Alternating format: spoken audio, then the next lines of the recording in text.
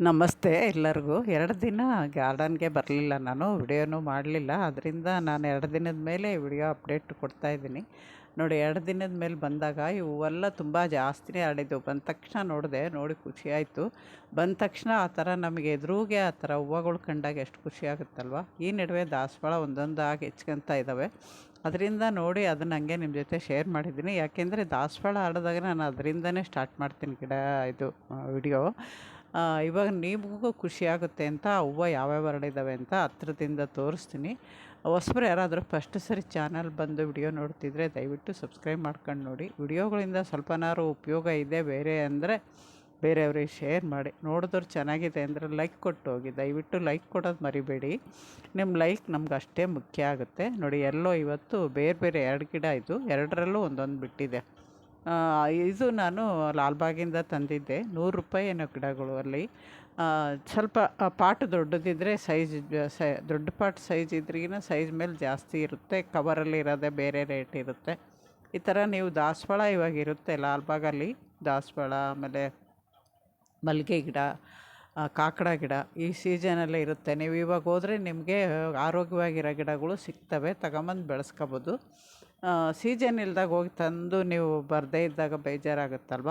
ಯಾವ ಹೂವಿನ ಸೀಸನ್ ಇರುತ್ತೋ ಅವಾಗೇ ಹೋಗಿ ತರ್ಬೋದು. ಸೇವಂತಿಗೆನೂ ಇರುತ್ತೆ, ಇವಾಗ ಸೇವಂತಿಗೆ ಕೂಡ ತರ್ಬೋದು. ಸೇವಂತಿಗೆ ನರ್ಸರಿಯಿಂದ ತಂದು ಕಟಿಂಗು ಇಟ್ಟು ಬೆಳೆಸೋಕ್ಕಾಗಲ್ಲ ಅಂತ ಅನ್ನೋರು, ನೀವು ನಾಟಿಗೆ ಸೇವಂತಿಗೆ ತಗೊಂಬಂದು ನಾಟಿ ಮಾಡ್ಕೊಳ್ಳೋದು ಮೇಲು. ನಾಟಿವಾದರೆ ನೀವು ಯಾವಾಗಲೂ ಪಕ್ಕದಲ್ಲಿ ಸಸಿ ಬರುತ್ತೆ. ಆಮೇಲೆ ಕಟಿಂಗ್ ಇಟ್ಟರೂ ಬರುತ್ತೆ. ನಾನು ಹೈಬ್ರಿಡಲ್ಲೂ ಒಂದು ಸರಿ ಕಟಿಂಗ್ ಇಟ್ಟಿದ್ದೆ, ಬಂದಿತ್ತು ಅದು. ನಾನು ನಮ್ಮ ತಂಗಿ ಊರಿಗೆ ಹೋದಾಗ ಅದು ಚಿಕ್ರಿ ಮೊಗ್ಗಲ್ಲಾಗಿದ್ದು, ನಾನು ಹೋಗೋವಾಗ ಅದು ಬಂದಾಗ ಅದು ಗಿಡನೇ ಇರಲಿಲ್ಲ.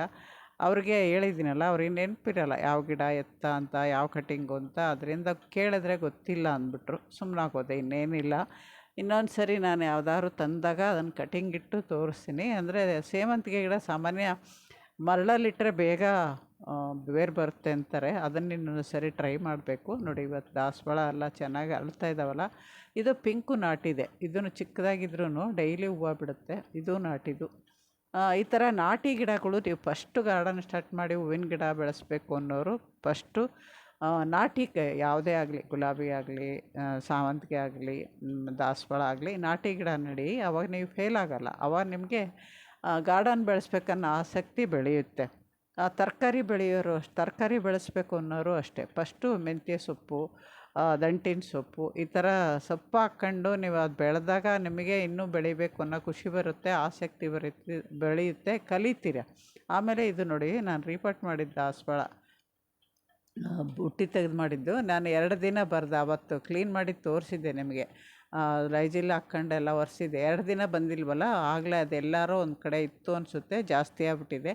ನಾನು ಬಂದೋಳೆ ಕೂತ್ಕೊಂಡು ಅದನ್ನು ಫಸ್ಟ್ ಕ್ಲೀನ್ ಮಾಡಿದೆ. ಅವತ್ತೇನೂ ಕೆಲಸ ಮಾಡಿಲ್ಲ, ಇದೇ ಆಯಿತು. ನಾನು 2 ದಿನದ ಮೇಲೆ ಸುಮ್ಮನೆ ಗಾರ್ಡನಲ್ಲಿ ಹೂವು ಕೀಳೋಣ ಅಂತ ಬಂದಿದ್ದು. ಇದನ್ನು ನೋಡ್ಬಿಟ್ಟು ಇನ್ನು ಬಿಡೋಕ್ಕೆ ಮನಸ್ಸಿಲ್ಲ. ನೋಡಿದ್ರೆ ಗೊತ್ತಾಗುತ್ತೆ ನೋಡಿ, ಹತ್ತಿರದಿಂದ ತೋರಿಸಿದ್ದೀನಿ ಇವತ್ತು. ಈ ಥರ ಹುಳ ಚಿಕ್ಕದಾಗಿ ನೀವು ಮೇಲೆ ದೂರದಿಂದ ನಿಂತು ನೋಡಿದಾಗ ಗೊತ್ತಾಗಲ್ಲ. ಇದು ತುಂಬ ಬೇಗನೆ ಗಿಡ ಹಾಳು ಮಾಡಿಬಿಡುತ್ತೆ.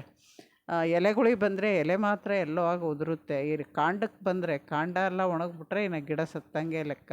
ಆದ್ದರಿಂದ ನಾನು ಡೈಲಿ ನೋಡ್ಕೋಬೇಕಾಗಿತ್ತು. 2 ದಿನ ಗಾರ್ಡನಿಗೆ ಬರದೇ ಇದ್ದಕ್ಕೆ ಕ್ಲೀನ್ ಮಾಡಿದ್ಮೇಲೆ ಮತ್ತೆ ಸ್ಟಾರ್ಟ್ ಆಗಿದೆ. ಇವಾಗ ಮತ್ತೆ ಅದನ್ನು ಡೈಲಿ ನೋಡ್ಕೋಬೇಕು. ಇವು 2 ಹೂವು ಅರಳಿತ್ತಲ್ವ, ಇವತ್ತು 4 ಅರಳಿದ್ದಾವೆ. ನೋಡಿ ಖುಷಿಯಾಯಿತು, ದೊಡ್ಡದಾಗಿದೆ ಹೂವು ಇದು. ಈ ವೈಟ್ ಬಾಡಿದೆ ಆಗಲೇ. ವೈಟ್ ಬಾಡಿರೋವು ಕೆಳಗಡೆಯಿಂದ ಕಟ್ ಮಾಡಿ ತೆಗಿಬೇಕು, ಮತ್ತು ಮೊಗ್ಗು ಬರೋಕ್ಕೆ ಸರಿ ಹೋಗುತ್ತೆ. ಇಲ್ಲಾಂದರೆ ಅಲ್ಲಿಗೆ ಸ್ಟಾಪ್ ಆಗುತ್ತೆ. ಆಮೇಲೆ ಈ ತಿಂಗಳೆಲ್ಲ ಬಿಡುತ್ತೆ ಅದು. ನಾವು ಮೊಗ್ಗು ಬಂದು ಬಾಡಿರೋವೆಲ್ಲ ತೆಗಿತಾ ಇದ್ದರೆ ಚೆನ್ನಾಗಾಗುತ್ತೆ. ಆಮೇಲೆ ಬದನೆ ಗಿಡಗಳು ನಾಟಿ ಮಾಡಿದ್ದೆ ನೋಡಿ, ಇಲ್ಲಿ ರೀಪಟ್ ಮಾಡಿದ್ವಲ್ಲ ಎಷ್ಟು ಚೆನ್ನಾಗಿ ಬೆಳೀತಾ ಇದ್ದಾವೆ ಅಗಲವಾಗಿ. ಇದೊಂದು ಇದರಲ್ಲಿ ಮಾತ್ರ ಸ್ವಲ್ಪ ಸಣ್ಣ ಇದೆ. ಆಮೇಲೆ ಬಾರ್ಬರಸ್ ಚೆರ್ರಿ ತುಂಬ ಹೂವು ಮೊಗ್ಗು ಇದ್ವು ಇವು. ಆದರೆ ಸ್ವಲ್ಪ ಇರುವೆಗಳು ಕಾಟ ಬೆಸ್ಟ್ ಅಟ್ಯಾಕ್ ಆಗಿತ್ತು. ನಾನು ಸಪ್ರೇಟ್ ಇಟ್ಬಿಟ್ಟು ಅದಕ್ಕೆ ಲೈಜಿಲ್ಲು ದಿನ ಹೊಡೆದು ಇವಾಗ ಕಮ್ಮಿ ಆದಮೇಲೆ ಮತ್ತೆ ಅದ್ರ ಜಾಗಕ್ಕೆ ಇಟ್ಟಿದ್ದೀನಿ. ಇವಾಗ ಹಣ್ಣು ಕಚ್ತಾ ಇದೆ. ಅದು ಚಿಕ್ಕದಾಗಿ ಇಲ್ಲಿ ರೆಡ್ ಆಗ್ತಾಯಿದೆ. ಇನ್ನು 2-3 ದಿನಕ್ಕೆ ಅದು ರೆಡ್ ಆಗ್ಬೋದು. ಇನ್ನೂ 1-2 ಇದೆ ಕಾಯಿ ನೋಡಿ. ಇದು ಎಷ್ಟು ಹೂವು ಬಿಟ್ಟಿತ್ತು ಅಂದರೆ ಗಿಡದ ತುಂಬ ಹೂವು ಬಿಟ್ಟಿತ್ತು. ಆ ಥರ ಬೆಸ್ಟ್ ಅಟ್ಯಾಕ್ ಆಗಿ ಇರುವೆಗಳು ಸಿಕ್ಕಾಪಟ್ಟೆ ಆಗಿದ್ದು. ಅದರಿಂದ ನಾನು ಸಾಲಲ್ಲಿ ಇಡದೆ ಅದನ್ನು ಸಪ್ರೇಟ್ ಇಟ್ಬಿಟ್ಟು 1 ವಾರ ಆ ಥರ ಕೇರ್ ಮಾಡಿ ಮತ್ತೆ ಅದು ಕ್ಲೀನ್ ಆದಮೇಲೆ ಅಲ್ಲಿ ಇಟ್ಟಿದ್ದೀನಿ. ಇವಾಗ ಸ್ವಲ್ಪ ಸೆಟ್ಟಾಗಿದೆ. ಆಮೇಲೆ ಆ ಇರುವೆಗಳು ಓಡಾಡಿ ಅದಾಗಿರೋ ಎಲೆಗಳೆಲ್ಲ ತೆಗೆದುಬಿಟ್ಟೆ ನಾನು. ಒಂಥರ ಕಲರೇ ಚೇಂಜ್ ಆಗಿಬಿಡುತ್ತೆ. ಆಮೇಲೆ ಇದು ಬಿಳಿ ನೇರಳೆ ಒಂದು ಸ್ವಲ್ಪ ಕಾಯಿ ನಿಂತಿದ್ದಾವೆ. ಖುಷಿ ಆಯಿತು. ದೊಡ್ಡವಾದ ತಕ್ಷಣ ನೋಡಿಸ್ತೀನಿ ಅದು ನಿಮಗೆ.